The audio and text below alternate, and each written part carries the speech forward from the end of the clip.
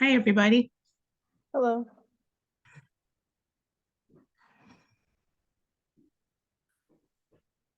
Hello. Thank you. Hey. Hi, Jan. Well, it's 7 o'clock, but I only see one other commissioner besides myself. I don't see Bob or Scott. Oh, here's Oh, here Scott. comes Scott. Great. Now we have quorum. Hi, Scott. Uh-oh. Uh-oh, Scott, you don't sound very good. You sound a bit like an alien.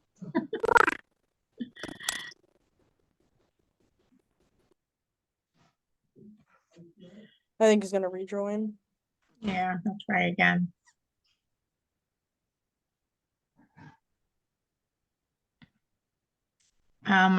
Bob didn't say anything about not coming, so hopefully he'll show up in a little bit too.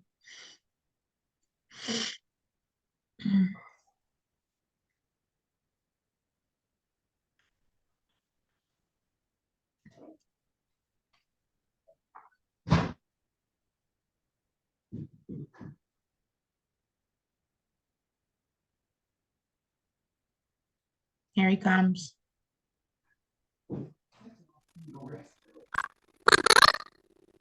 No. Good.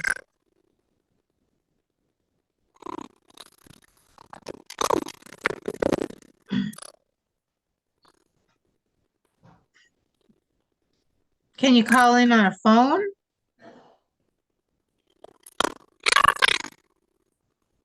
I can see you. But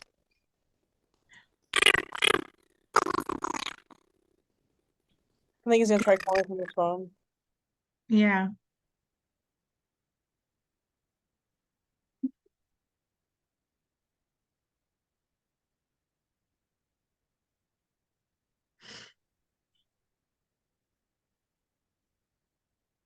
I think Bob's coming. Oh, good.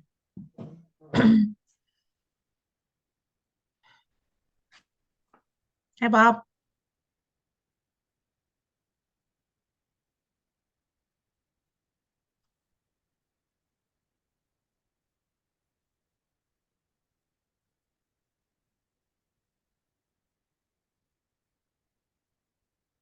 Hey, can you hear me okay?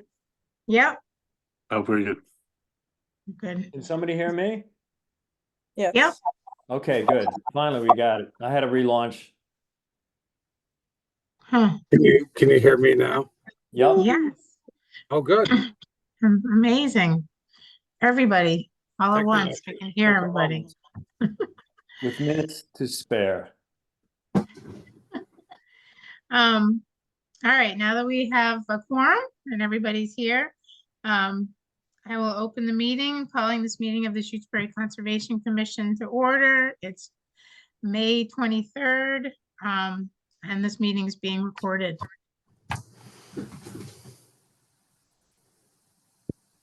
And the first thing on our agenda is minutes.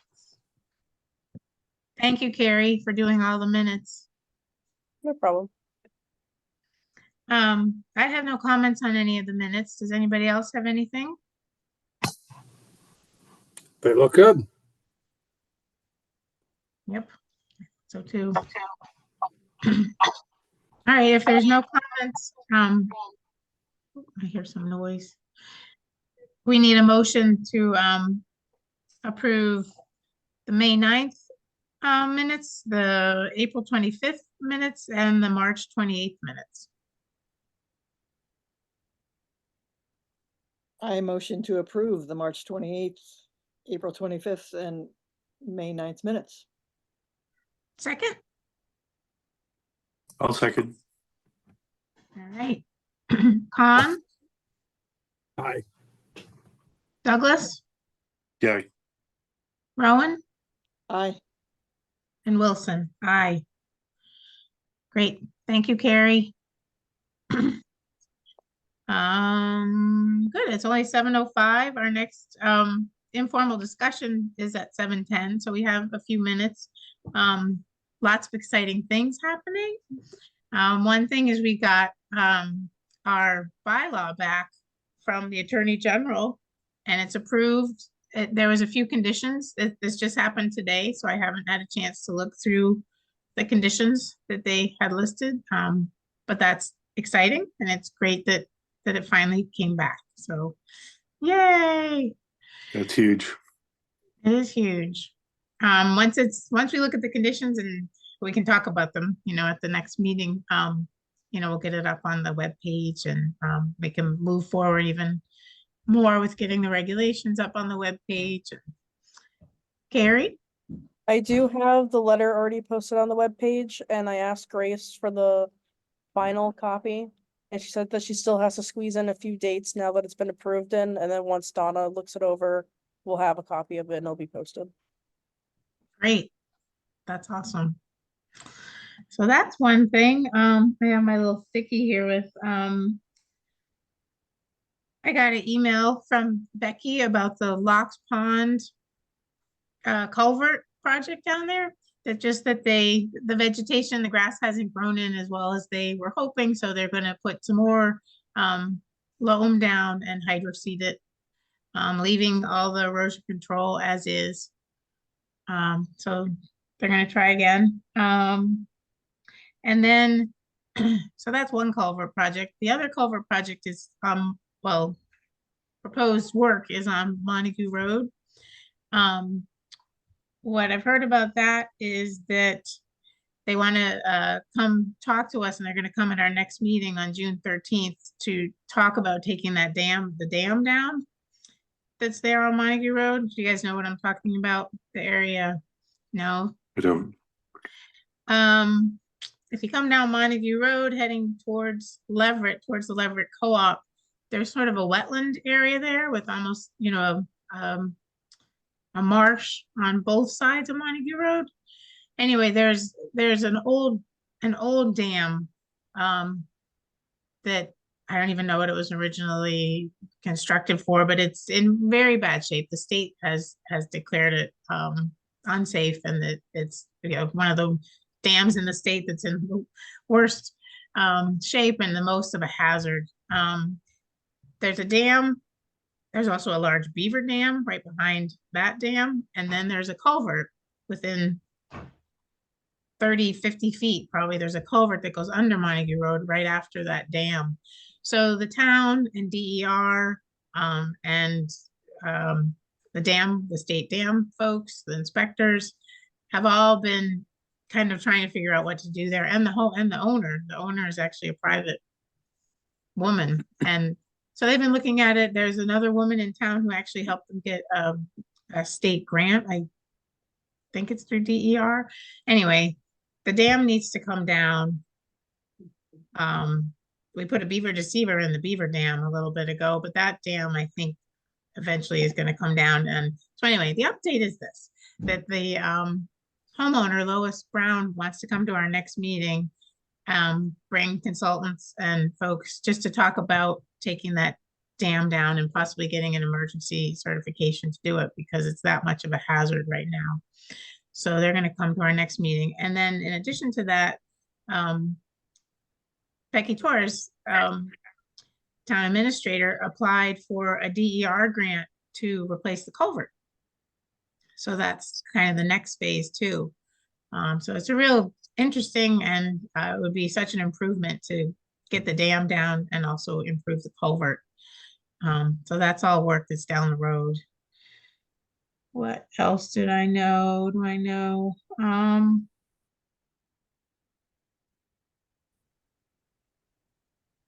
Yeah, I think that's about it for updates. What time is it? All right, 7:10. Does anybody have any questions on what I was just talking about? No? Okay. I'm looking forward to hearing about the dam removal at our next meeting.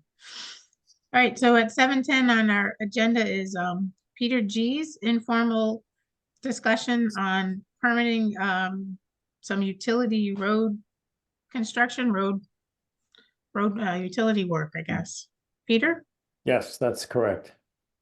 So these properties were developed in the late 80s and early 90s, these two duplexes. They were originally serviced from Wendell Road with one pole on the street connecting to two poles going through the woods. And the situation with that over the years has been problematic vis-a-vis trees falling down and losing power and requesting the electric company to come out, and they would send tree crews out. And many times they wouldn't deal with the problem unless the power was out. And I've been dealing with this for several years, and it's the inaccessibility with line trucks to get there. I think that makes them very hesitant. I've had, in the last incident, I had over 6 months, three tree crews show up, said they were going to take care of it, disappear, and never dealt with the problem. Finally, I really got after National Grid and said, look, I've asked you 3 times, you've sent crews out, I've met with them, and they've done nothing. You got to get this tree off the lines. And finally, they did get somebody to come and do it. And then I spoke to the tree crew. I said, look, while you're here, you got other dead branches that are hanging over the lines. Why don't you take care of those too at the same time? He said, no, until it's on the wires, we can't do anything. That's it. Until the power goes out, we can't do anything.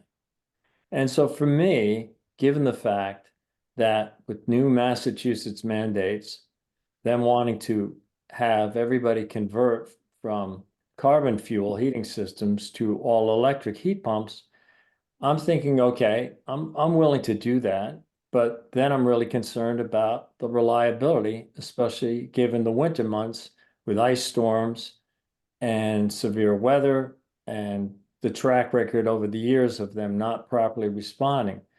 So I talked to a few people in the industry and they said, look, if we can get in there with a line truck, it's not going to be an issue. If we can't get there with a line truck, it's a problem. And so my thought was, let me get somebody in here. So I started with Ward Smith. I said, come out here, delineate the wetlands. Let's see what's there. Let's see what's feasible. Originally, I thought of doing something right from Wendell Road, right at pole 53 and coming in all the way with a road. Ward discouraged me from that because the span of the wetland closest to Wendell Road is rather wide. And he thought, well, you know what? Why don't you do this? You already got a utility access road going to 53-1.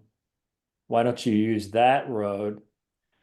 And then create a spur road heading towards Wendell Road, which will get you really close, where you could get a line truck in there without actually going across the wetland or through that area, and they could reach everything. And then cross the other section because it's really narrow there, the wetland. Said, okay, that makes sense to me. I go along with that. I'd rather have the whole thing with road, but given also the cost and the impact on that, I thought, okay, this makes sense. Let's propose it that way. So that's what I put forth. So it's already scoped out. I don't know how many people got to see the letter. I apologize. I just dropped it off yesterday.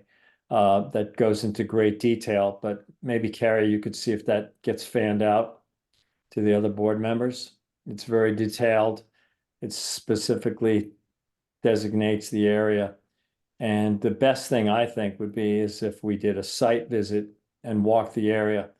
This way you can put your eyes on it and see exactly what's going on. Yeah, I think we got the letter. I have a letter.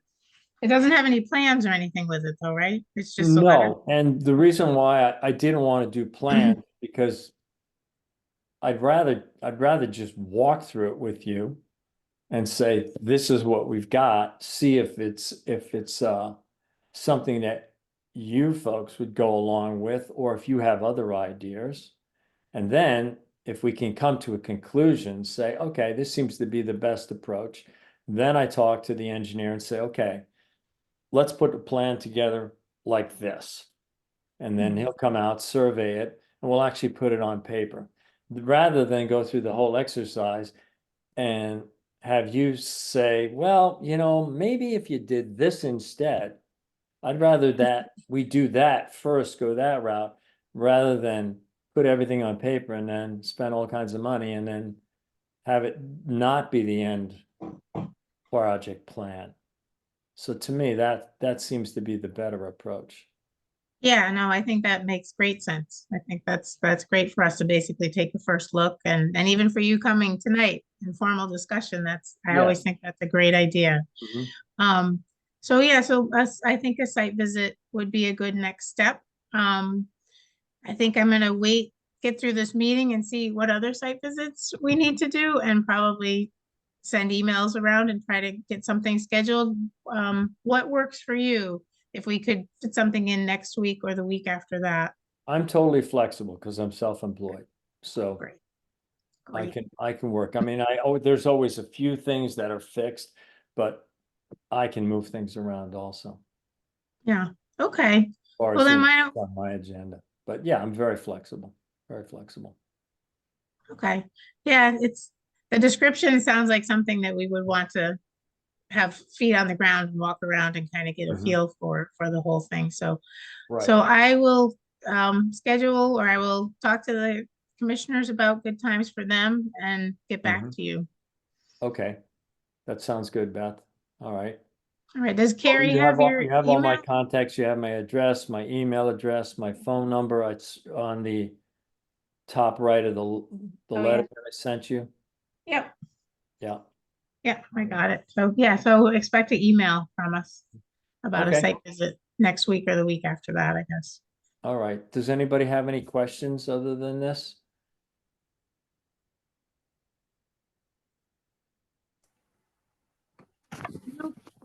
Nope. Look forward to Doesn't getting look like out it. and visiting with you. So thank you. Okay. I appreciate it. All right, thanks for coming. Okay. Thank you.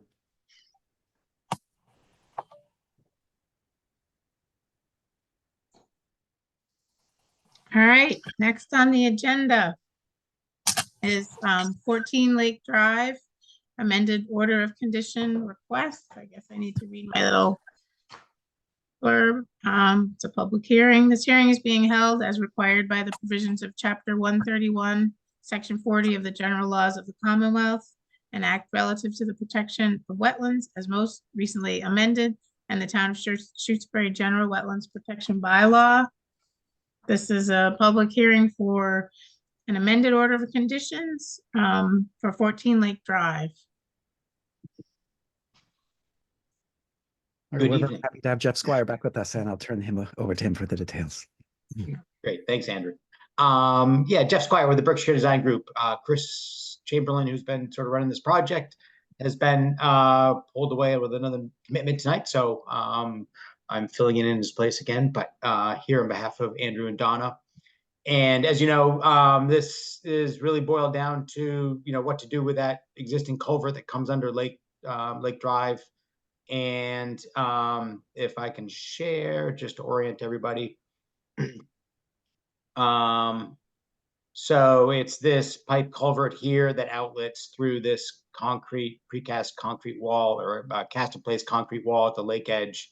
The property breaks down, or the wall stops just short of the property line and extends a little bit further.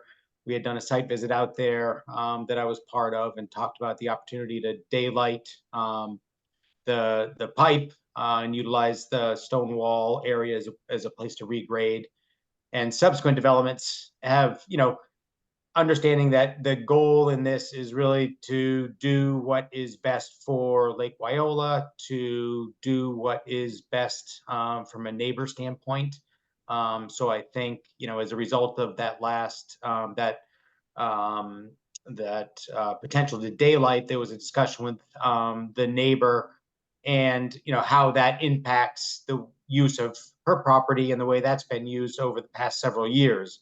And so, understanding that that certainly has an impact on the way, the way the property is utilized and where everybody perceives, portions of their property. So, the two options really were to reconnect the pipe and daylight it, connect it to the existing pipe that daylights now just ahead of that head wall and continue to use that culvert route. And the other option was to daylight it and take apart that stone wall at the edge of the property and encroach on that property, at least as insofar as what everybody has understood is the property line. And so I think that's the bigger issue, that the goal of the project is not to do anything that creates any turmoil or dispute between property lines, and it's really to be neighborly and do the best thing. And so whatever we can do to get there is really the objective. And I think at this point, and Andrew and Donna, please feel free to speak up, but I think the goal here is really to do whatever the Conservation Commission thinks is the best avenue forward, and recognizing that there may be some dispute about how and what this property becomes at that corner. There are some legal ramifications that certainly have some real implications on, and it's not to be not to create any animosity or ill will. It's just that this is the way these properties have been used for multiple years, and so everybody wants to be respectful of that and not encroach on others' backyards to the extent possible. So I don't know whether Donna or Andrew, you have anything more to add, but I think like I said, I think the goal here is really to find the path forward that allows the construction of their house to continue in a way that most and best satisfies both the budding landowners and the Conservation Commission. Yeah, just briefly, we're here to request that the Conservation Commission allow us to reconnect the pipe as it was before, to outlet as it was before. And part of what makes us believe that this can be a fine plan is that we believe that the silt is already being trapped on the other side of the road. And silt is not entering the pipe. And in fact, we have not, we don't see evidence of silt entering the lake where it comes out. And it seems like doing this is the only route to having our project not be, our project is already delayed by more than 6 months with considerable additional expense. And we're hoping to avoid further delays. Yeah, we would like to replace the faulty pipe, which is, not something that we ever put in, but that we acquired with our property. And because the filtering is happening up on the other side, we don't really see an advantage to the daylighting option, and we don't want the daylighting option to be, as Jeff has already expressed, we don't want that to be a source of contention between us and our neighbor. We've gotten along beautifully all these years and want to continue that. And also, we really would like, for the sake of our project, but also for the sake of the lake, to have our project move along. And this seems like the most reasonable way to have that happen. Can I ask, I guess specifically what the neighbor feels like the stream is going to cause problems with? I'm happy to address that, Madam Chair, if that's okay. Sure. Sure. So my name is Michael Fenton. I'm an attorney at Schatz, Schwartz and Fenton. Our offices are at 1441 Main Street, Suite 1100 in Springfield. And I am counsel to Donna McNichol, who is the trustee of the Kelleher McNichol Investment Trust, which owns 12 Lake Drive. Donna, as you may know, also serves as town council in a different capacity. So due to conflict of interest laws and wanting to avoid any appearance of impropriety, she can't address the board and doesn't want to be seen as in exerting any type of inappropriate influence. So that's why I'm here today, to help speak on Donna's behalf. And I wanted to start with that disclosure.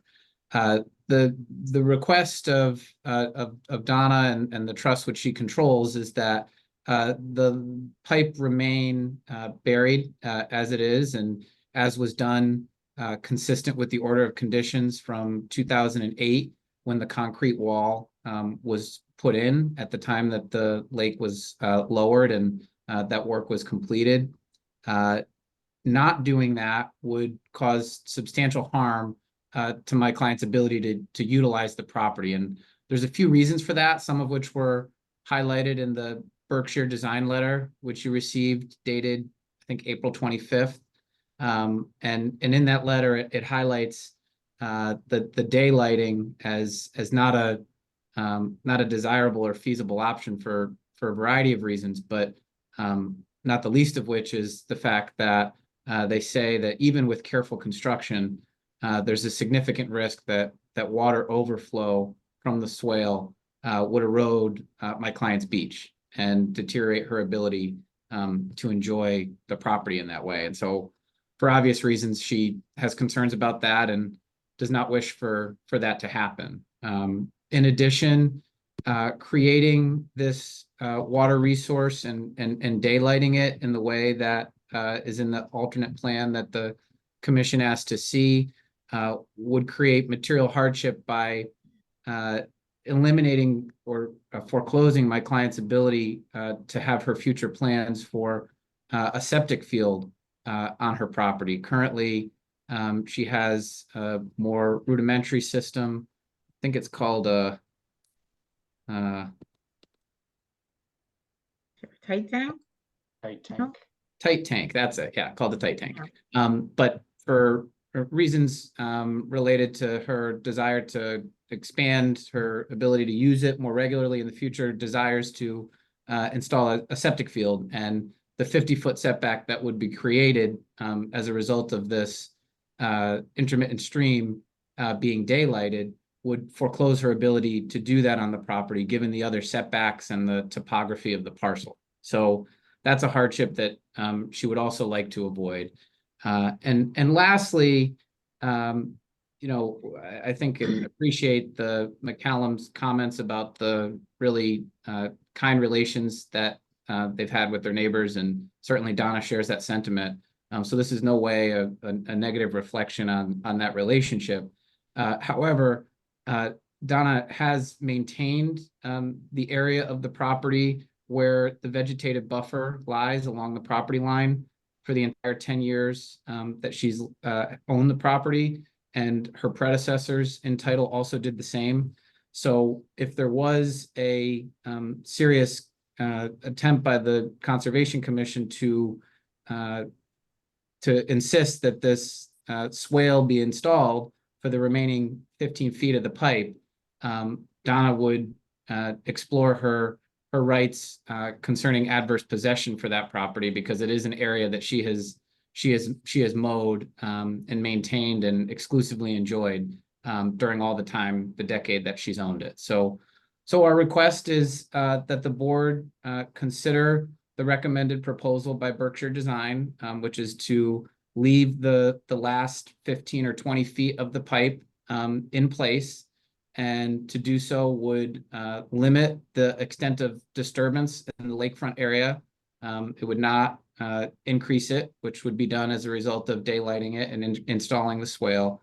And it would would merely leave in place the solution that was contemplated in the order of conditions from 2008, when the Conservation Commission permitted the concrete wall and the installation of this pipe. So the pipe where it's deteriorated does not extend for the last 15 or 20 feet.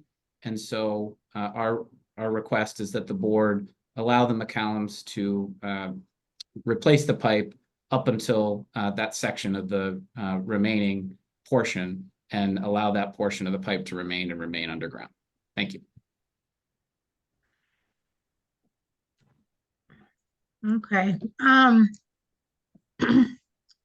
Well, neighborly relations is really not a concern of the Conservation Commission, but we do want you guys to all get along. There's no doubt about that.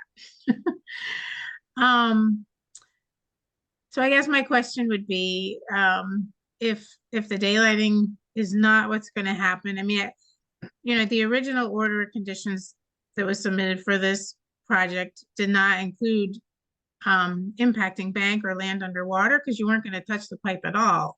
And the pipe itself is really an intermittent stream itself. So once it's exposed, so you're now working in bank and land underwater. And so I guess I would dispute that, because we're not intending to touch the last, the last 15, 20 feet of it. That the idea is not to avoid any disturbance to bank or land underwater, that we would avoid all of that and connect upstream of that to avoid any additional impacts. Just to clarify. But even the damaged pipe that you're replacing, like the pipe itself is really an intermittent stream in the end, because the pipe's carrying the intermittent stream. And once you're exposing the stream to put the new pipe in, even from the road, you're really technically impacting bank and land underwater for the intermittent stream. So I guess I'm just wondering about like any other types of sort of mitigation. And the only thing that comes to mind would be doing something on the opposite side of Lake Drive, where some of the sediment and stuff is obviously getting in at that point right there. I mean, how do other commissioners feel about that? About, this is just general proposal would be, again, to unfortunately kind of give it back to the consultants and to the homeowner to kind of come up with something. But if, other commissioners don't feel like there's a need to mitigate for those new impacts that weren't in the original order of conditions, we can talk about it. So how do other commissioners feel about it? Maybe I'll jump in. I was thinking of it the same way, Beth, that it would be good to see what the options might be. I think as you laid out, our concern really is, the impacts on the resource area itself. And so if there are other creative solutions, things that could be done, it sounds like maybe if it's not on this property, if it's where it enters the pipe on the other side, maybe there's something to look at there. And I mean, that would involve talking to the Lake Wyola Association, who owns the road and really should be dealing with the drainage a little bit more than they do. It's just one idea. Bob, you have any comments? Yeah, I had a quick question for Andrew. I seem to recall the last time we talked that you had at that point been going for the daylighting to the left of your property. My original preference coming into our site visit was exactly the replacing the pipe option that we are pushing for now. When we met together and walked the property, I indeed expressed openness for this other situation, but I think that I may not, two parts, may not have fully appreciated the negative impacts of erosion that were both described in Berkshire Design's original document, and not also appreciated the impact on Donna McNichol and her land.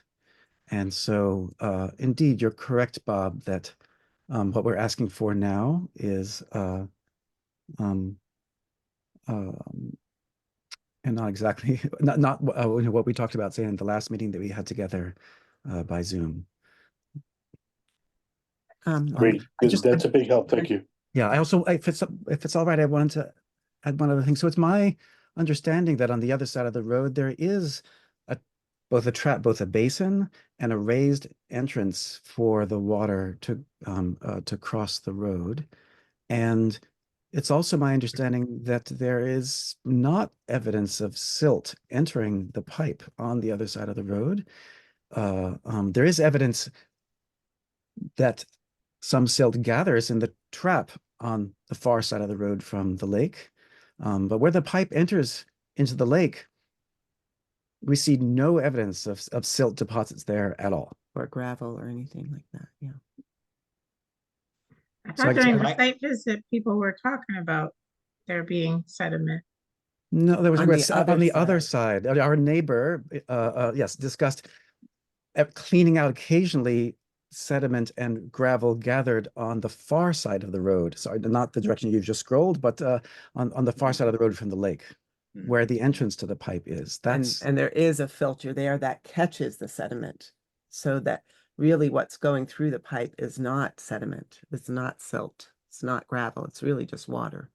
and that matches our observation at the lake where the pipe emerges. Like we've never had to clear out anything in front of our property in the lake because it's just sandy there.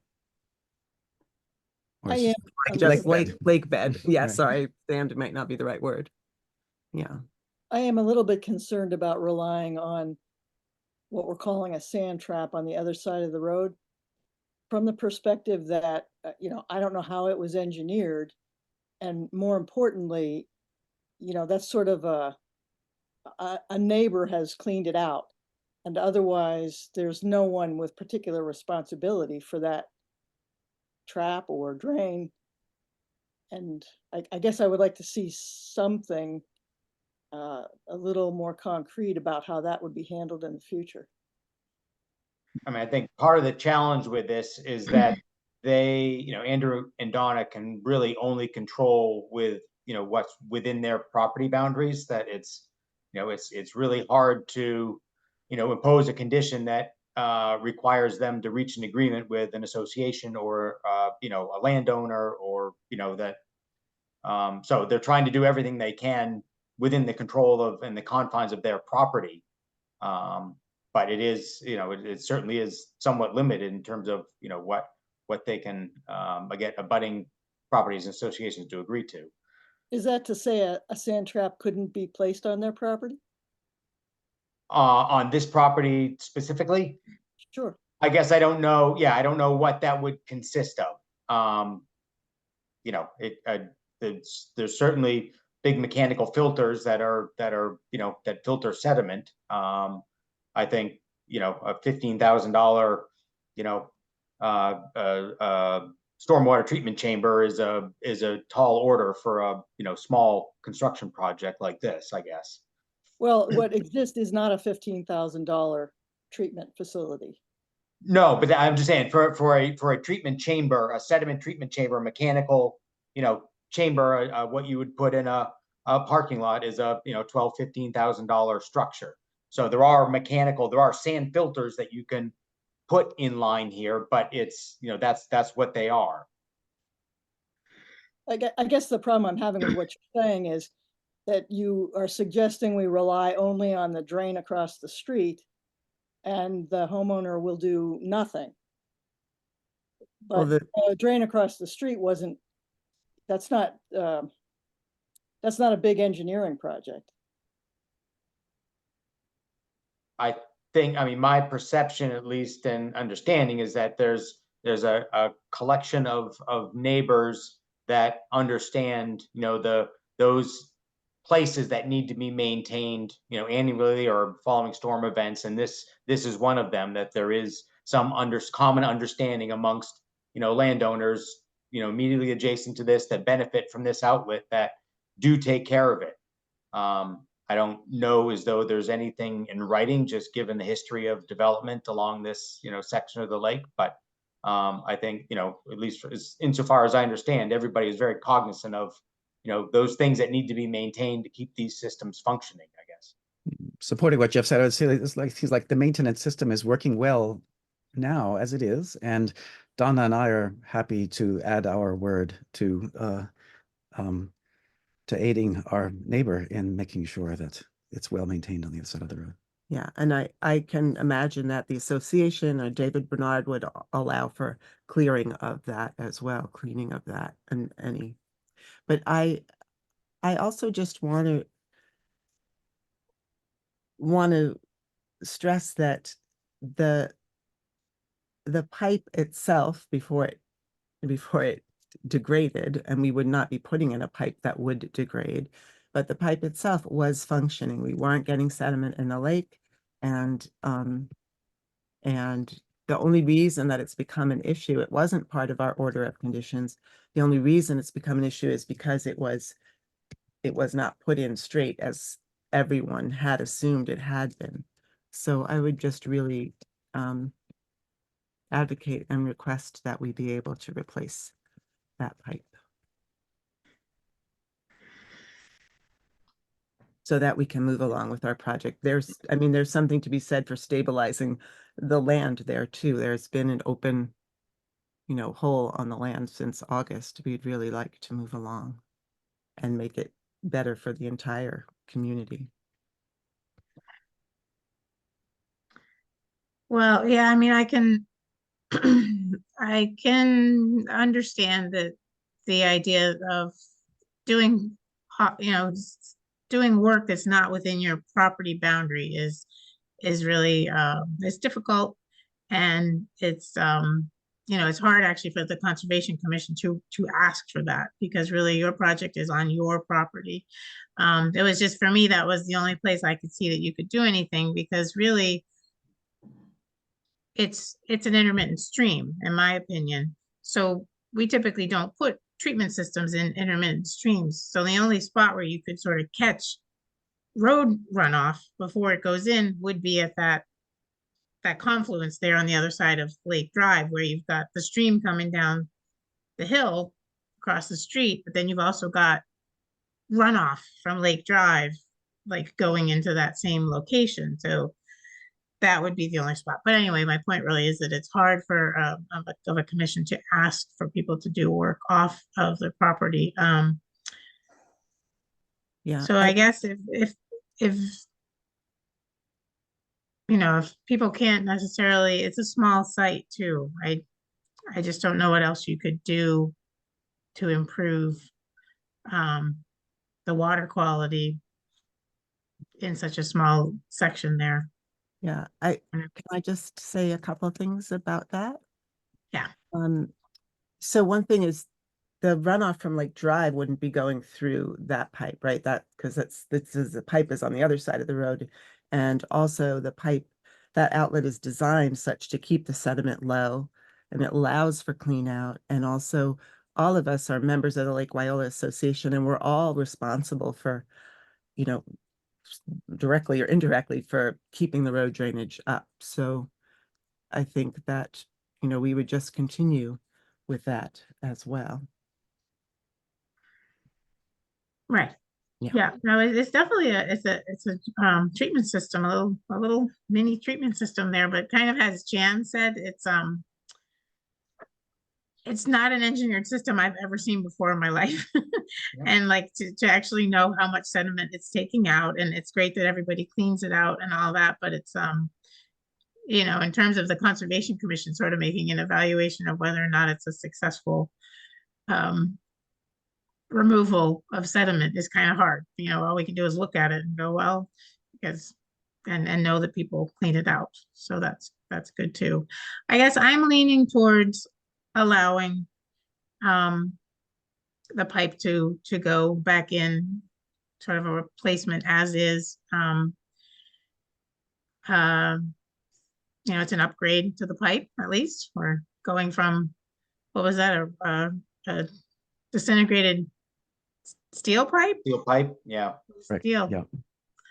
Disintegrated steel pipe to a HDPE plastic pipe, which is an improvement. I guess that's what I'm leaning towards. So that's option A of the choices that they proposed. How do other commissioners feel? Is that with your thinking on that, Beth?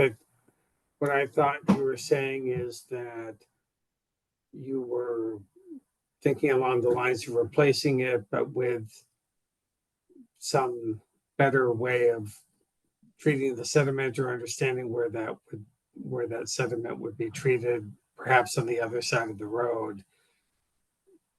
I'm not sure. So is your proposal just to put it back, and then what do you feel like the sediment would be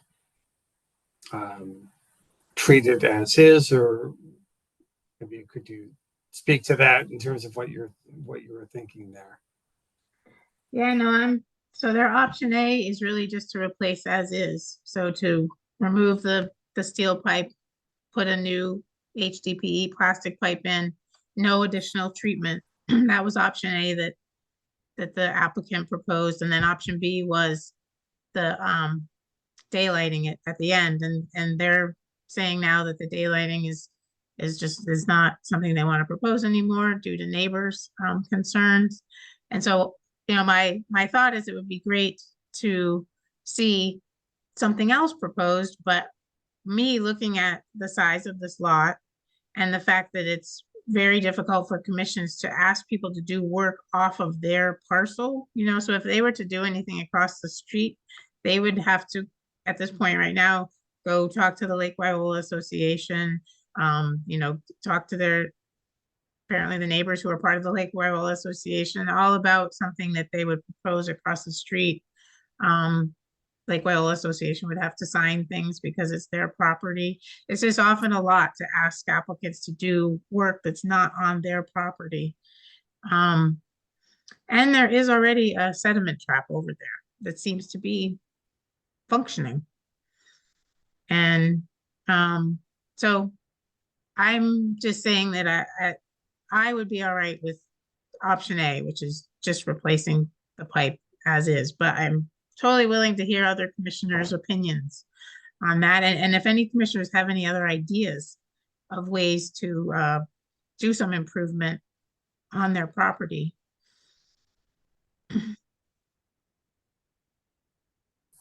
Is there any I hear what you're saying, and that makes sense to me. I'm wondering, did the folks doing the engineering on it? Oh, I'm sorry, Bob. I didn't want to cut you off.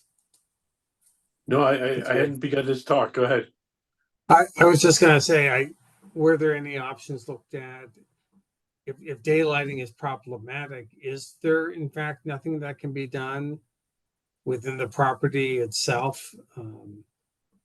An inline system or something else that could be under the control of the homeowners to put the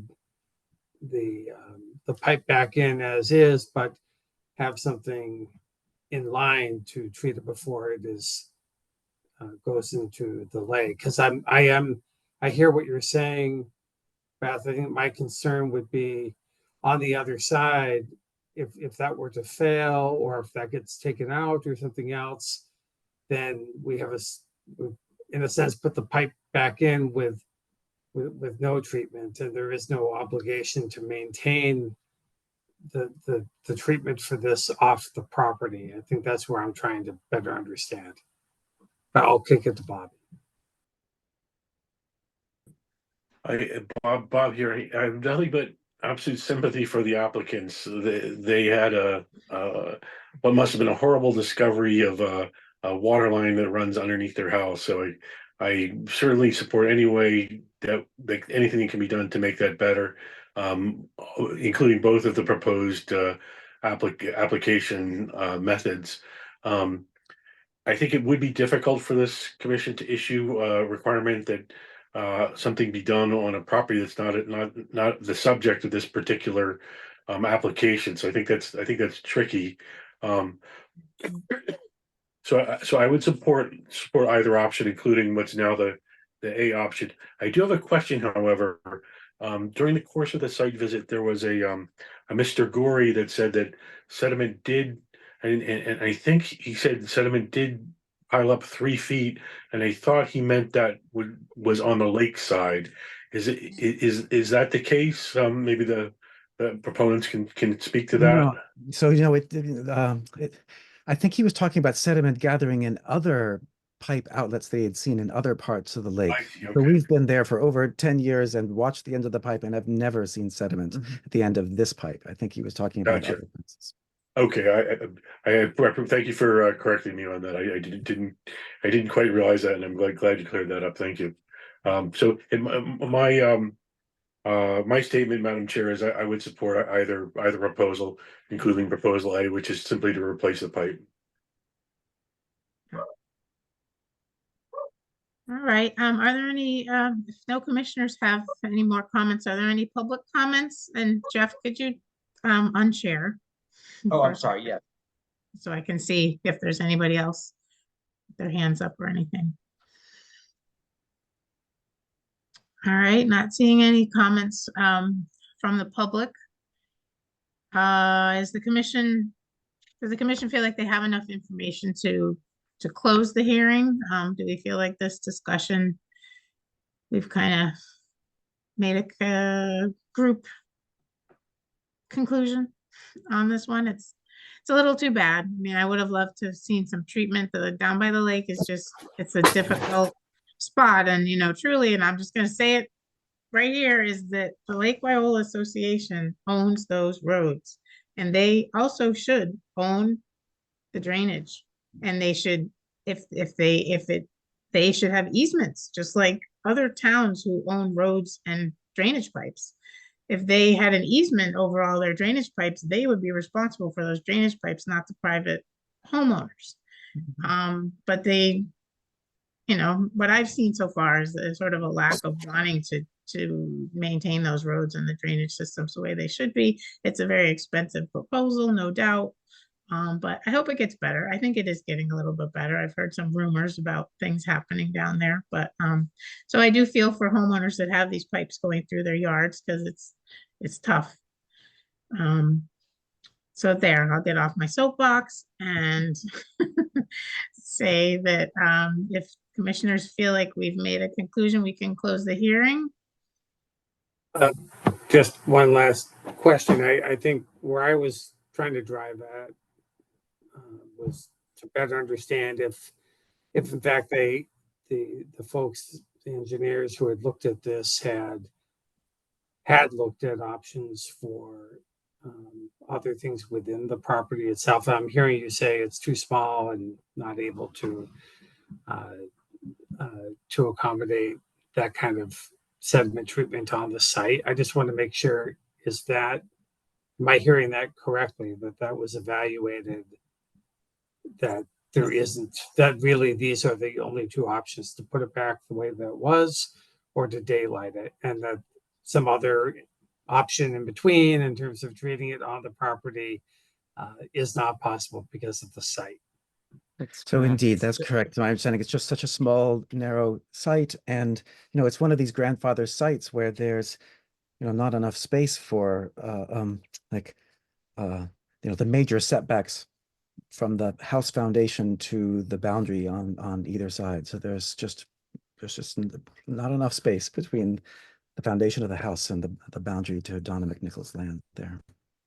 And I would just add, Scott, that to answer your question too, I think the options are sort of a more conventional mechanical filter. If it's not going to be a daylight option, that then you're looking at, as you pointed out, some inline option. It's a sort of more conventional stormwater treatment chamber, which are very expensive, and then just raise other concerns with respect to the intermittent stream status and bank disturbance, and it opens up a whole new can of worms that we really are trying to avoid, because didn't anticipate any of this to begin with. So yeah, it has, under the first order of conditions and the notice of intent, it was called an intermittent stream.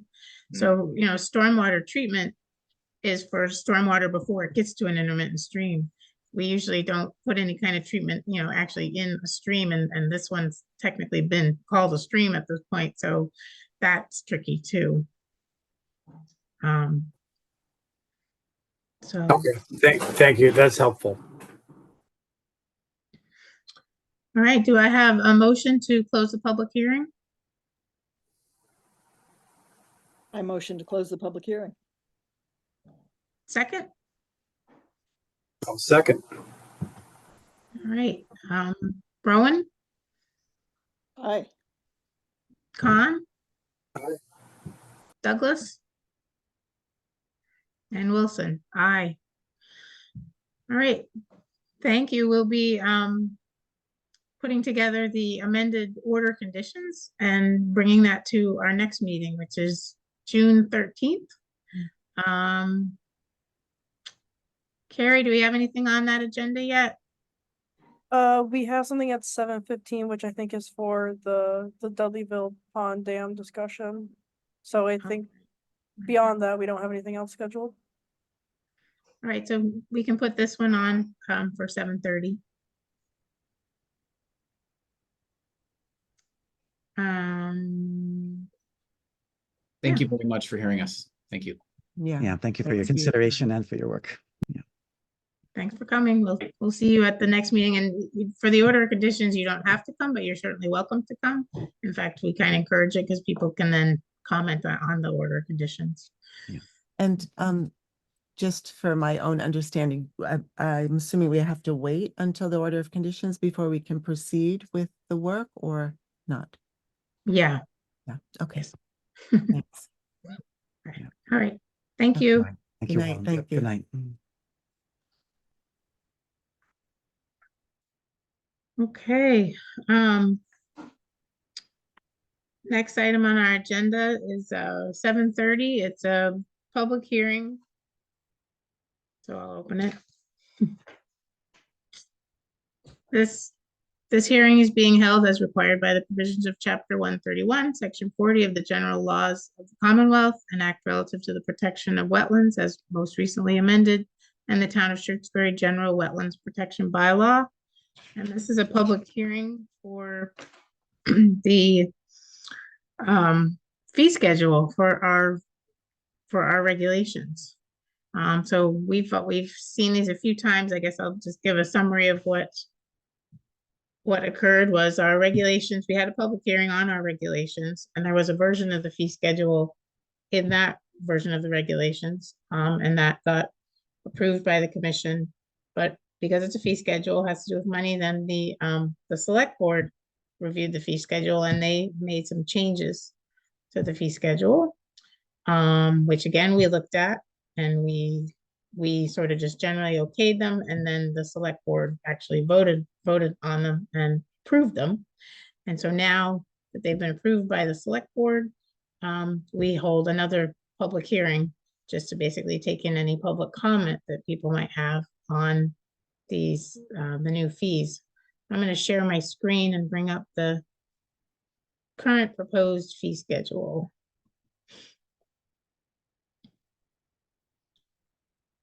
If I can find it.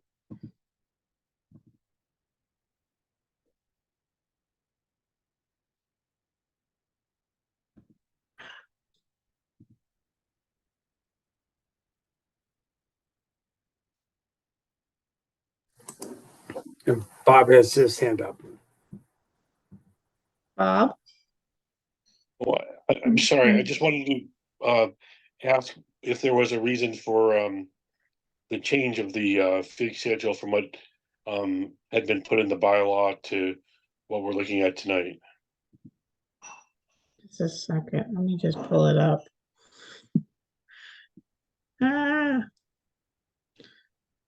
it is. Okay, can people see that? We're still looking at your email. No.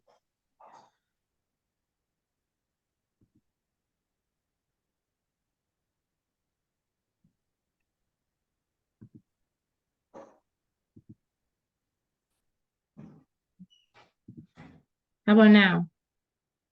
You see a fee schedule? No, it's just your I- Gmail kind of screen. It looks like there's a file that needs to be opened.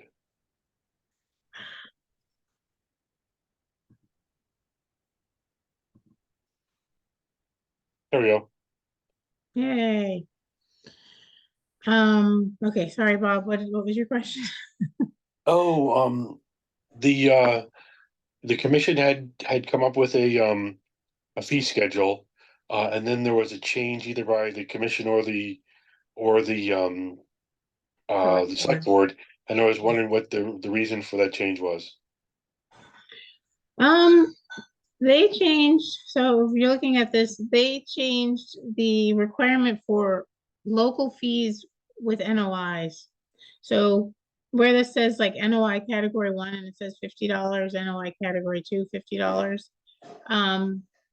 Originally that had been higher amounts. I can actually bring up the red line version of this if we want to. But so for those 5 NOI categories, we reduced those fees because basically the select board asked and was correct in that the state fees, and people who are submitting NOIs are already paying the state fee, which we get a portion of. So these fees are on top of the, almost a little bit more than half of the state fee that the town is already getting. So just under that understanding, when they understood that, they looked at the fees, thought they were a little bit high. And so we cut those out. That's the only part that was changed was the NOI fees. All the other fees for extensions and all the other things stayed the same. Okay, thanks. That's very helpful. I appreciate it. Okay, good. Penny, you have your hand up? I do. You answered my question partially. When I looked at this, I thought maybe these were NOI fees for projects that were only under the jurisdiction of the bylaw, but you're saying they're for fees that are under the Wetlands Protection Act, projects under the Wetlands Protection Act as well. And so my question is, why? Because you're getting a hefty fee from the state portion. So why do you need to add another fee on top of that? What's the justification? Well, the justification is similar to all the fees on the rest of is just to cover our costs in terms of administering all of this, a lot of the work that Carrie does with photocopying, mailings, postage, all the rest of that kind of thing. That's where most of this money goes to. And the town in general hasn't really ever been charging for a lot of this stuff. And we should. I think that's why, like, if it's a category 1 and NOI category 1, I think the town gets like $46 or something like that. We get, I forget what what the amount is exactly. Actually, I think it might be on here. Yeah, so a category 1's $100.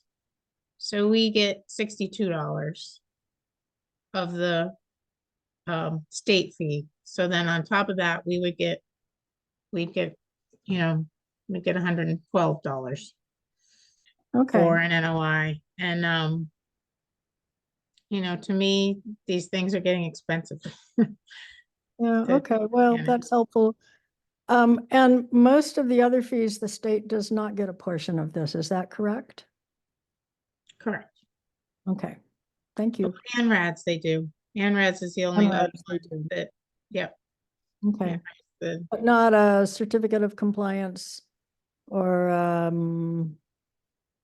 No. It's been so long, I forget all the different categories at this point. Okay, well, I'm glad the select board encouraged you to lower them a bit. I mean, I see both sides of this, but I know when Wendell redid their regs and their bylaw a few years ago, they made the decision to do away with all their local fees because they wanted to encourage people to do the right thing and submit applications. So it's, it's a balancing act there. Mm-hmm.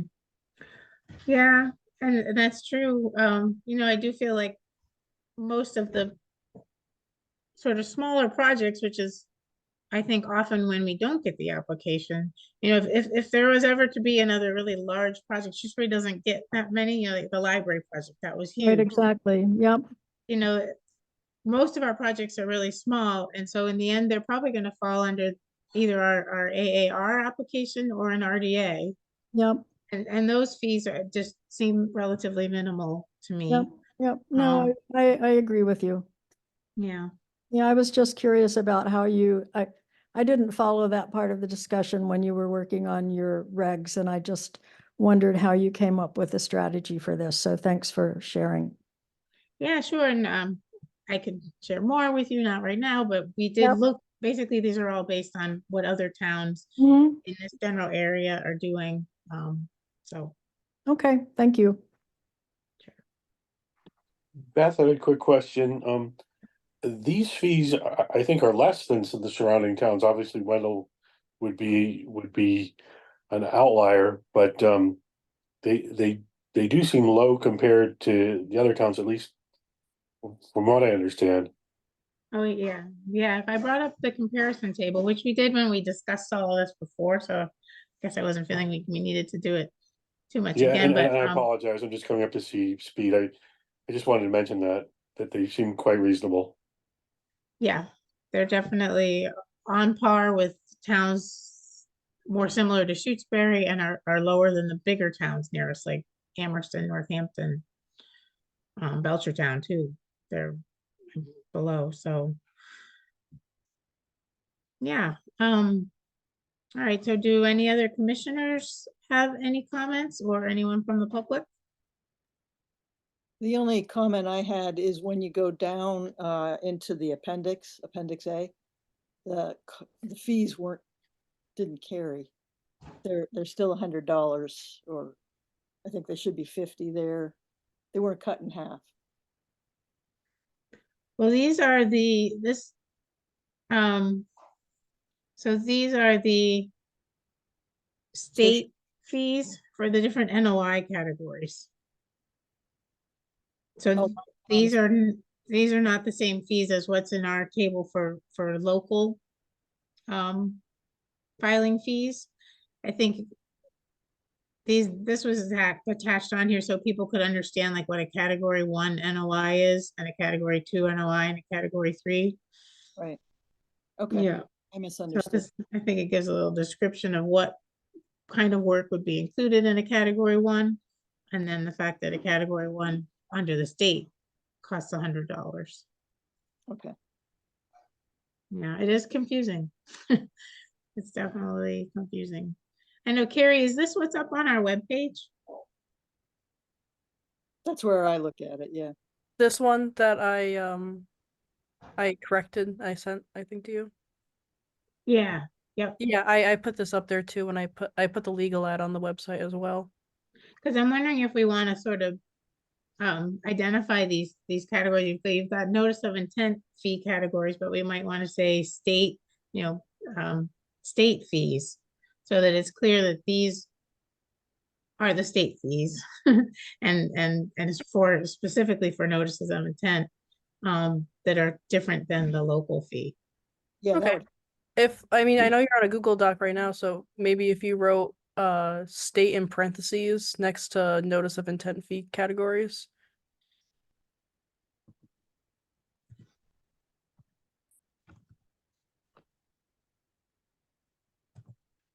Yeah.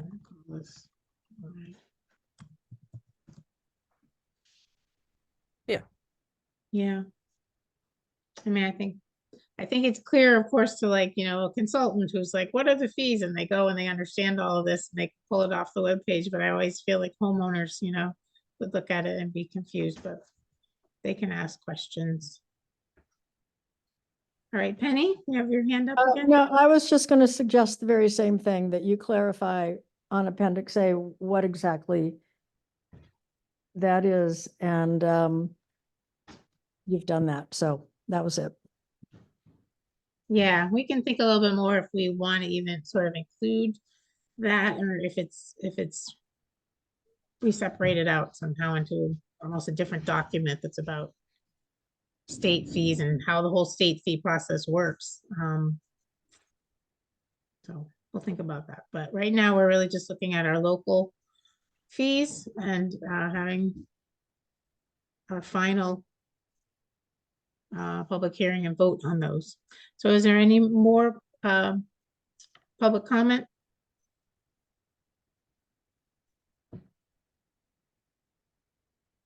No. All right, I'm gonna stop sharing then.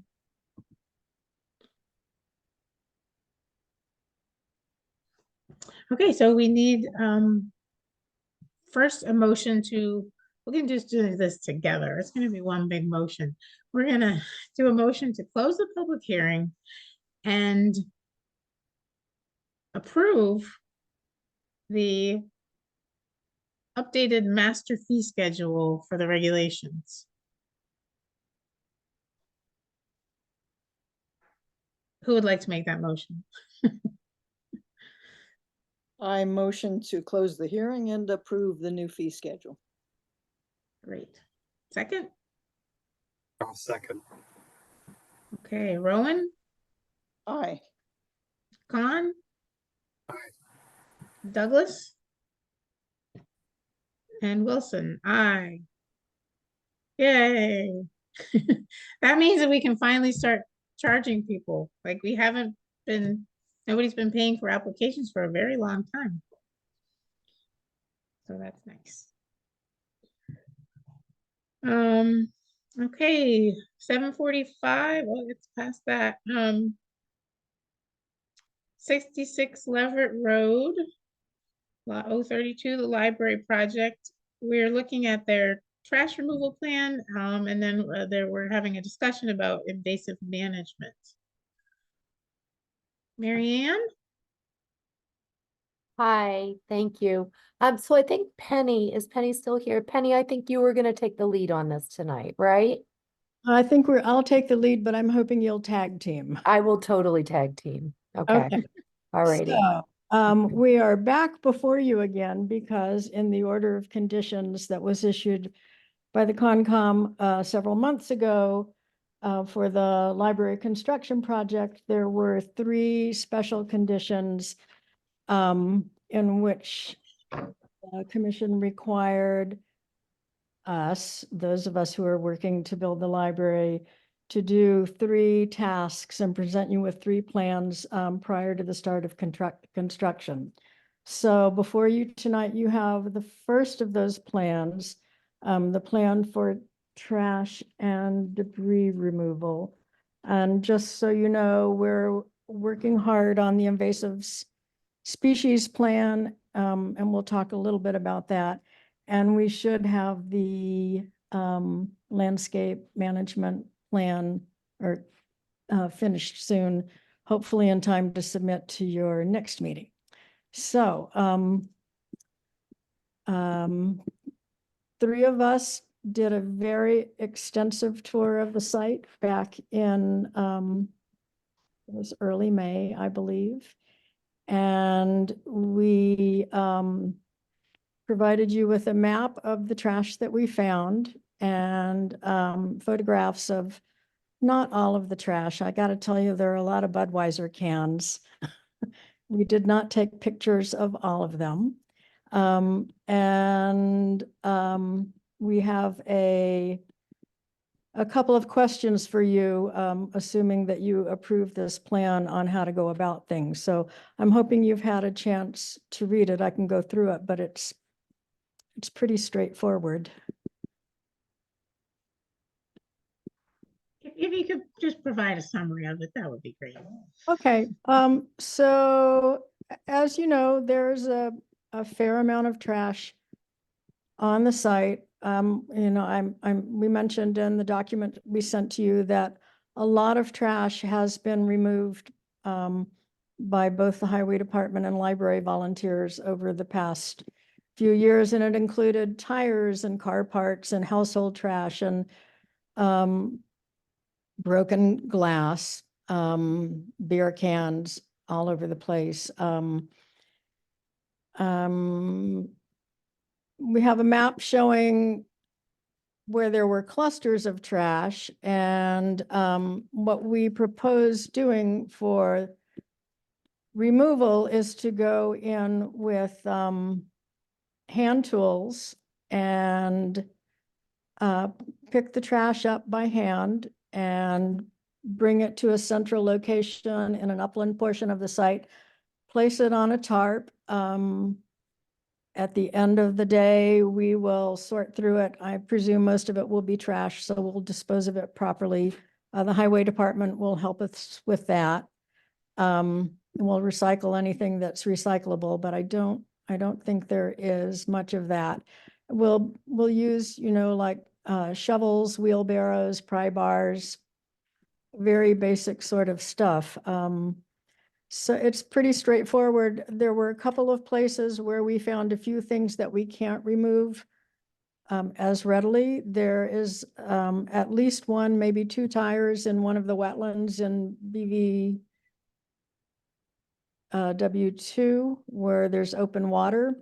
And we're- BBW3. 3, right. Sorry, BVW3. There's a pile of broken concrete. That's also in BVW, no, that's BVW2, the edge of BVW2. I think And it's in buffer zone, but yeah. yeah, it's in buffer zone, you're right. And then there Mhm. is what seems to be a metal truck frame that's partially covered by soil in BVW3 in the buffer zone. And so we look to you as to how to approach getting those things out of there. It's more than you can just lift. So the truck frame, the highway department said they could attach chains and pull it out. So it's fairly close to that road that goes out to, Well, where yeah. we did that restoration.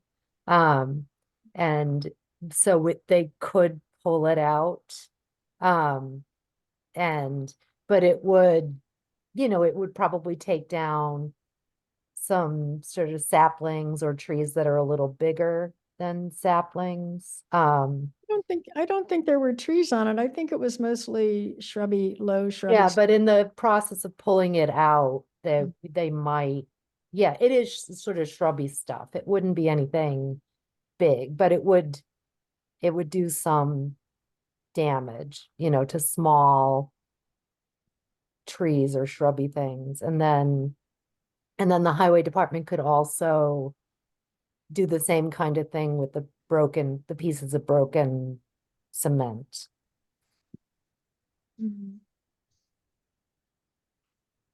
Or that could just stay there. It's pretty well camouflaged. It's covered with moss and Right. but it is obviously some abandoned construction materials that were thrown into the buffer zone probably a long time ago. Yeah, overall, I think you guys have done a wonderful job. I love the mapping and everything. It's great. It's really great. And you've really inventoried everything out there. I think it's great. And in terms of the larger items, I kind of agree, especially with the car, that it's just going to cause more damage than it might be worth to pull out. I certainly know a lot of conservation areas in Amherst that have vehicles and things still sitting out there just because it's just not worth it it's more damaging to actually go in and get those things. So I think this is great. So this is mostly all going to happen in one day. That's the plan. Yeah. Yes, But then I think probably things would be discovered, like Yeah. so, and then say if I'm traipsing around out there, which I tend to do, if I discover something at some point in time, I might flag it and then go back. And again, but it would be, with the most it would be a pry bar to, say a half submerged or a half buried tire or something, so not anything, something that would be that one person could get, nothing bigger than that. Right. Yeah, no, I think this is very comprehensive, and is really going after what our goal was to, have somebody, first of all, take a really good look like you did and sort of identify the waste that's out there and make a real effort to clean it up. So I'm happy. Does anybody know what happened to Bob? Carrie, do you know what happened to Bob? Did he leave? Guess so. I don't know. He may have got disconnected. It looked like he was using his phone, so it could be possibly maybe his phone died or maybe just lost connection. Yeah. Oh well. Yeah, maybe he'll come back. Yeah, so I think this looks great. What do Jan and Scott, what do you guys think? Did I understand? I'm sorry, Scott. Oh, go ahead, Jen. Did I understand that we're gonna leave that truck chassis and some of the concrete? Because it's probably gonna do more harm than good to take it out? Is that what we just said? That's my thought. Yeah. Okay, I think that's fine. I wondered about yanking that truck out anyway. Well, it's not a truck, it's like and honestly, I think Marianne and I view it a little bit differently. It almost looks like a metal mattress frame to me. It's flat and metal, and it's got, like a webbing of metal. It's not, I don't think it's pretty much a 2D thing, not a 3D thing that's deeply embedded, but it definitely over time, sediment and vegetation, mostly herbaceous vegetation, has grown on top of it. So we will do whatever you want. But I do not think it's deeply embedded. It's maybe 6 inches embedded. We could go check. We could go check and see how deep and let you know. If it were me, I would pull that out, but leave the pile of concrete. But we would, in the course of pulling that out, we would probably damage some plants. I guess Yeah. I may look at it a little bit different than my fellow commissioners. I think, the site is highly disturbed and has a lot of, obviously I've worked in some of these sites before. You don't really even know until you start pulling stuff out. And I've found what I thought was a bumper, and then in a wetland before, and it was attached to a whole car, which led to another car, which led to another car. I don't think we're going to find that there, and I don't, and I hope that we don't. But my feeling is it's always better to get that stuff out. And I understand it would disturb the wetland, but I think the wetland too would, getting the material out, and then you can remediate from there. So that would be my thought, would be to remove all the concrete and garbage that's in there that we can. Yeah, no, I'm fine. I mean, I'm okay with giving an effort to do it too. Sometimes it can disturb more than anything, but if the goal really is to clean up waste, then And it yeah, is in for buffer it. zone, so it's not, we found it when we were doing test pits for the perk tests, when we were doing the perk testing back in that area. Mhm. And so that's why we were even in that area, and because I was trying to stand, like a certain distance away from the machinery. So, so that I wouldn't be in the path of operating machinery. And I was like, oh, what's this, and then, so, and you could very easily miss it. I mean, I've been out there so many times and hadn't seen it before then, but I think it would be easy enough to pull out of there, and it's not far from the road, so, it would be easy enough. And I'm not really worried about finding more, because we've done so much digging, in that general vicinity already with the restoration over at that line that we did. And that, there was some digging there with machinery, and then those test pits for the perk test. We saw a lot of dirt and rocks and water. that, in all of those holes that we dug. So, So um, how would you propose with the concrete? Again, you'd need equipment. yeah, so again, the highway department would kind of have to try and get chains around it. I don't think they could get like a bucket loader. But then they'd have to have some kind of big vehicle to pull it out. But that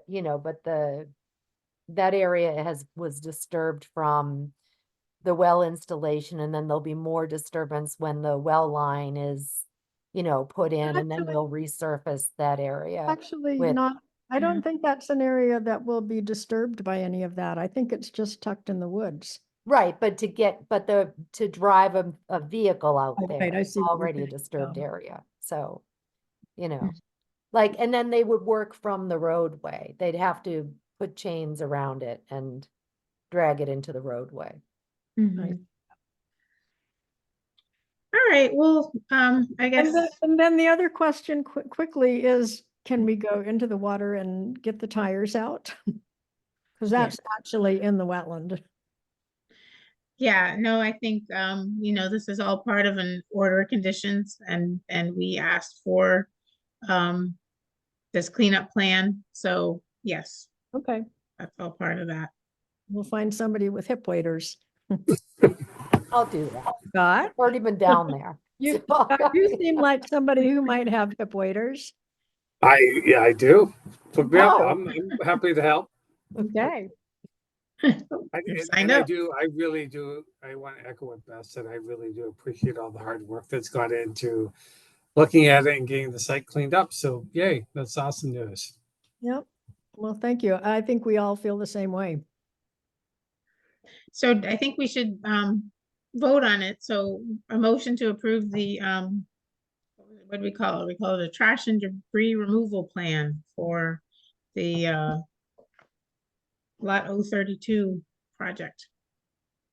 I'd like to make a motion that we approve the trash and debris removal plan for lot 032.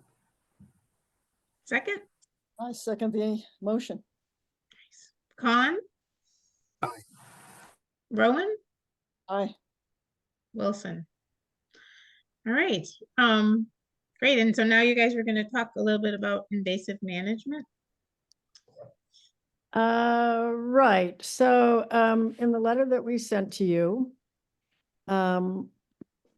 we noted that we have engaged the services of Brian Colleran, who's a professional wetland scientist and a certified ecological restoration practitioner. And he is preparing the invasive plant management plan for special condition number 14, which deals with, of course, invasive plants. And so we went out there with Brian on May 7th, and we did a field inspection. And the good news is that most of what he observed, he felt could be dealt with without any sort of chemical means. He's going to put together a plan that uses volunteer and the highway department staff to hand remove a whole range of things you can imagine. It's all the regular suspects. But there were two spots that he felt would benefit from treatment by mid-June, and I don't think we will have a chance to have the full plan to you for your review and approval by then. So that's why we're here tonight. I think, as you know, there's a growing patch of knotweed along Leverett Road on the roadside of the stone wall on the site.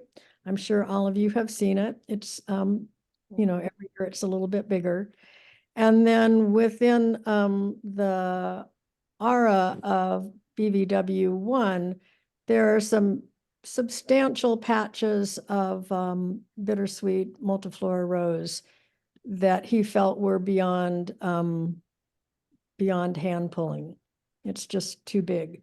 So he has proposed, and also in the stone wall, it's amazing how many invasive species are in there. And they're really not pullable because they're deep within the stone wall. So in those very specific locations, he has proposed using a glyphosate herbicide called, I have to read this because it's not one that I know. Aquaneat. Aquatic herbicide, which I guess is, as it states in the letter that we sent to you, it's approved by the MDAR for use in sensitive areas, and he is proposing a treatment in June, and then a follow-up treatment in the fall for those couple of areas. And I can go through the whole plan. Basically, he would, what he said regarding in particular, the knotweed, if he treats it now, it affects the rhizomatic growth, which keeps it from spreading any further. And then when you treat it in the fall, it should do a much better job of killing it. Did I get that right, Marianne? I think so. Pretty right. Yeah. And then in the stone wall and in the bittersweet and the multiflora rose in the aura, he would do the same thing for, it doesn't move the same way that the knotweed does, but it would effectively hit it twice in one growing season. And then hopefully after that, it could all be hand pulled if there was subsequent patches found. So we're asking for you to consider approving this now. One, approving the use of an herbicide, and two, approving this before we've given you our full plan, which Brian hasn't quite finished. Yeah, so my thought on that is it's just kind of just it's mostly procedural, like, sort of what is this? This is a request, but so one idea would be that we call that you put something forward a little bit more than just a letter, and we call it a portion of the invasive management plan, and then we approve it. So we're approving, so we would be calling it, we're approving a portion of the requested invasive management plan. And you could just maybe, this can be like the chapter that's on Aquaneat or, like, because I don't think procedurally, I don't feel comfortable just sort of approving this letter and request. It doesn't really fall under an application. It doesn't really fall under and it's not the full invasive management plan. But if we could call it a portion of the invasive management plan and approve that, that might work. So if your consultant or could just almost like start the document and have this portion of it done and submit that for approval. Does that make sense? Yeah, I mean, I have to say, I agree with you, Beth. And we wouldn't do this, except he feels like we need to do it by June 15th to get the best effect of using this treatment. And so, when do you guys meet again? June 13th. Oh, yeah, okay.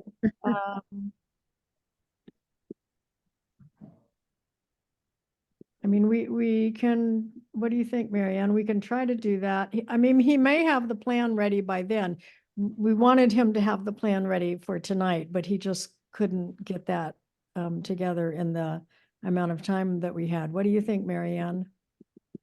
Well, why couldn't this letter just be, I mean, what's in this letter is basically going to be what's included in the plan, or do you want a more comprehensive plan for I mean, we took the letter, we created the letter from kind of the draft of the plan.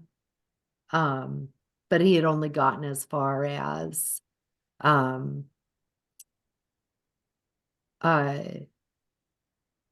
these things. So this part he didn't get any further. And because so why what other information would you want about treating the knotweed and the bittersweet and the multiflora rose in the wall? For and me, for okay. me, it's not that, the information and what you're gonna do and how you're gonna do.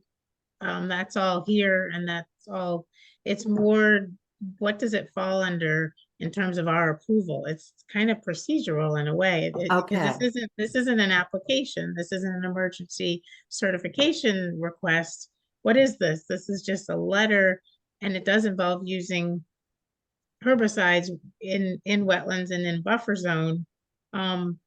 So I guess like we certainly, because we issued an order of conditions where we asked for an invasive management plan as a condition. And so certainly if you bring that to us, we have the authority to approve it because we asked for it. Okay. And it kind of falls under that order of conditions. But this is sort of, as it's written, doesn't come across as it's like part of the invasive management plan that we asked for. I don't know. It's procedural in the way I look at it, but I can imagine us approving a portion of that plan earlier if the whole thing's Well, not done yet, we can just, Asking for it to be reframed as a part of a plan. that would be great. So we can do that.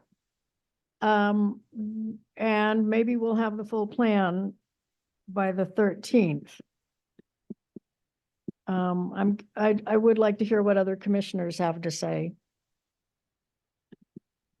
I think I'm looking at it the same way. I think, long term, when we had discussed it before, we were thinking about what the plan would be to control the invasives there, given I think they were being used as mitigation for some of the other impacts. And I do think the this plan and what was laid out, I think makes a lot of sense to me. I think we had talked about that too, that some of, the invasives, especially the bittersweet in this location, that mowing it or hand pulling it just didn't seem like it was going to control it. And I think we had a conversation around this type of approach before, and I think it's the right way to go. So I'm right where Beth is. I think I have no concerns about what's being proposed, and I think, in fact, it's the right thing to do to help with the restoration of the site. It's more just about, the procedurally, and then how does it fit in long term with your restoration of the site. But I think there's a way forward to do it as part, like that interim step of a plan.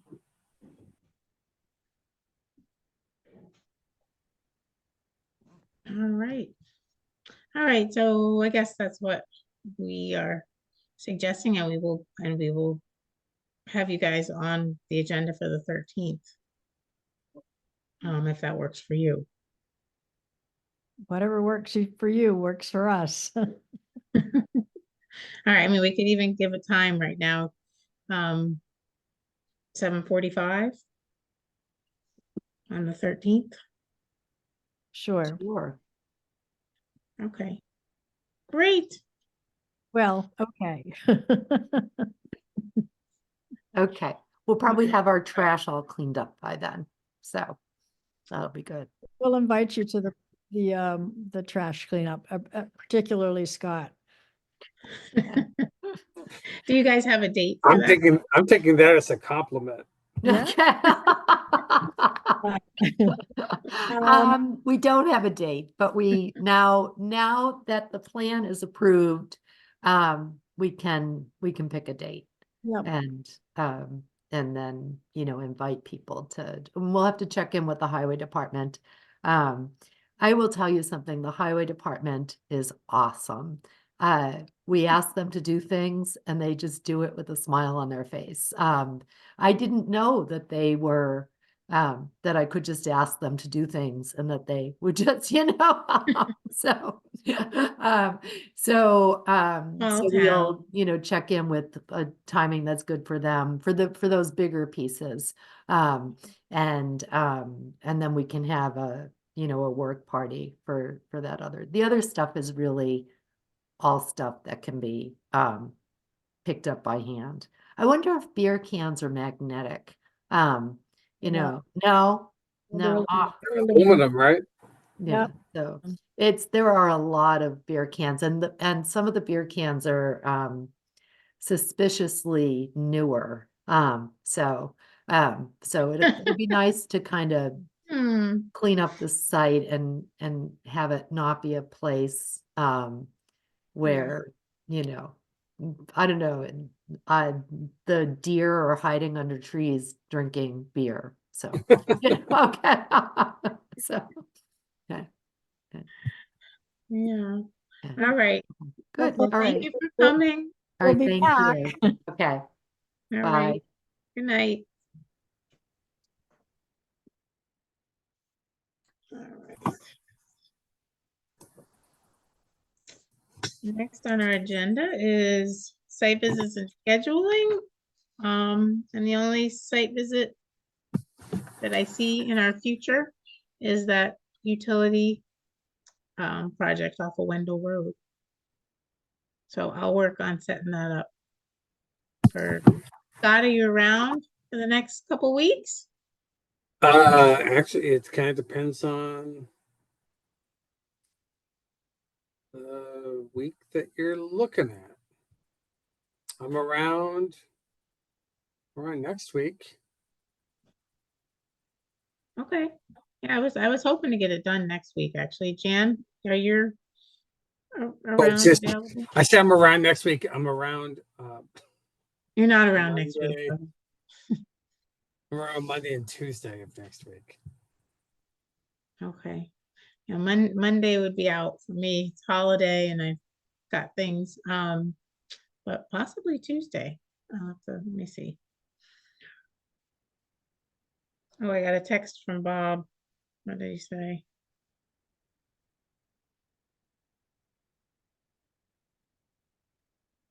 Yeah, he faded away. Lost reception. All right. So maybe Tuesday. Yeah, If I that could. worked in the afternoon, like after work or something. It's light now. Actually, yeah, no, Tuesday's not gonna work for me. Well, then you guys could do it too without me. I know the area. I mean, it's right up the road. Okay. Jan, what's your availability next week? Sounds like the later half of the week. I'm pretty open. You're Figure pretty it out. open. Okay.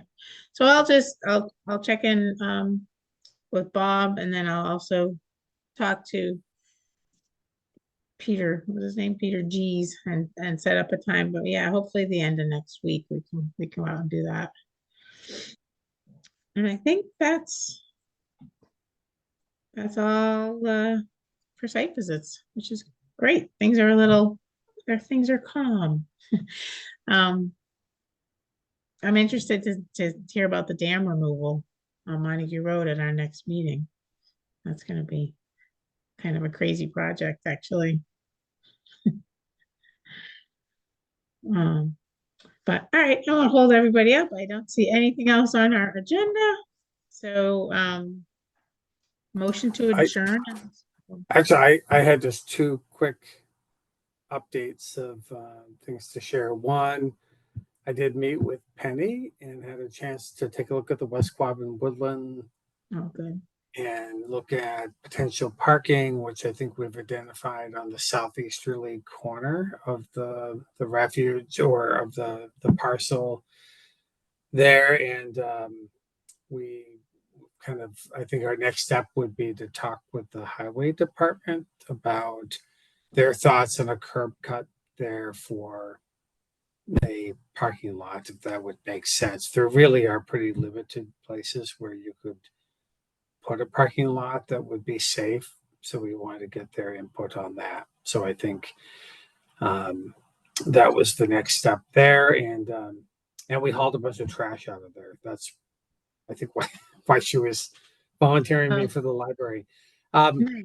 Speaking of trash, the other thing I wanted to mention, I sent you all an email, but I did have a chance to take a walk on the Ames Pond project that Kestrel was working on. And there is a pretty large amount of debris that's been, it's really the old boardwalk, but some new construction material that's been kind of thrown aside there where they're doing construction, and it's been in place for several weeks, and it's starting to kill the bog vegetation adjacent to where they're doing the construction. So I really think we should reach out to Kestrel and ask them to remove that material right away. I looked at it and I probably should have sent a note earlier, but it's been there for at least, I want to say 3 weeks. And I just kept thinking they would get cleaned up, but it doesn't seem to be getting cleaned up. Okay, would you mind like sending a map to me showing exactly where that is? Because I'm fine reaching out to them, but I want to be able to pinpoint where the debris is. Yeah, it's the main boardwalk going across the bog. The first one, that first one? The big long bog section where they had I don't know what they called it, the helical piers that they were putting in. I didn't walk all of it, Beth. My guess is if it's like that there, it's probably like that throughout. I just think that they should be. I don't feel confident I could say pinpoint these locations. I just think at least in that location, but I think throughout the project they should police the garbage that's accumulating.